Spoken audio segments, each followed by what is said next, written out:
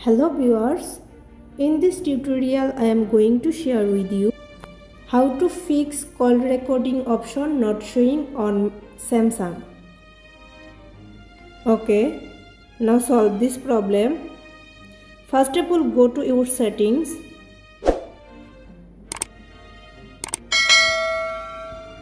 Now scroll down. Click on apps. Then click on search bar. Search phone. Then click on phone. Now scroll down. Click on storage. Then click on clear cache. Now back. Click on permissions. Now allow all permissions.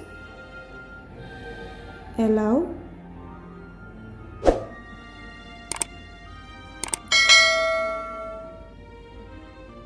Now you can see allowed all permissions.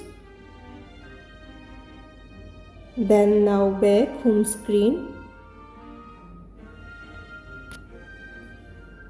And just power off your phone.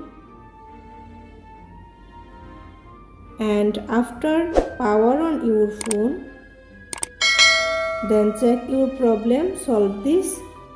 If you found this video helpful, please subscribe to my channel. Thank you.